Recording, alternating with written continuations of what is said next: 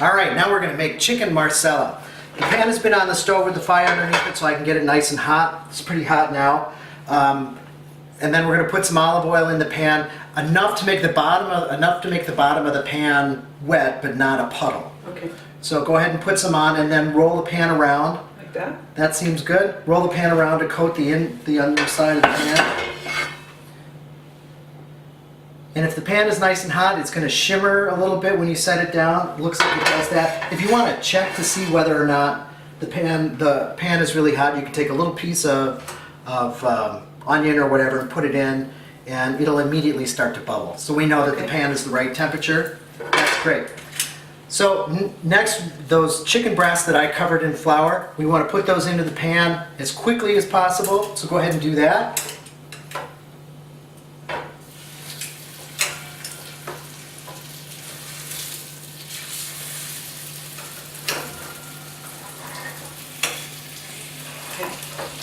Great.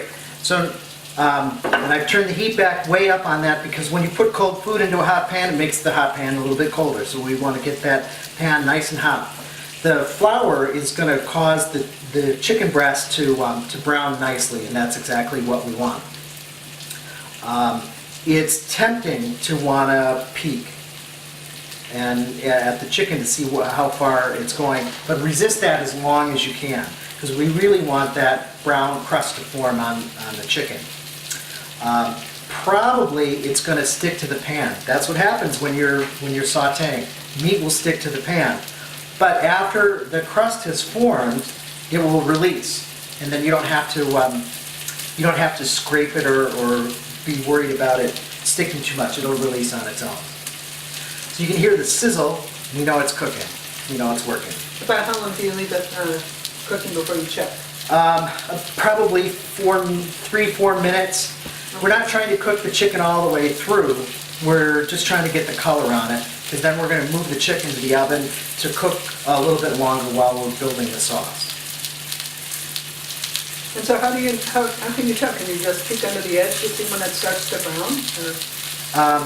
At some point that's what we have to do, but it's really, the answer is to resist peeking as long as possible, because we want it to stay in complete contact with the pan for as long as possible. I mean, just to check the edges. So you can see the edges will start to cook all the way through. It'll change from translucent to opaque. Okay. And then we know.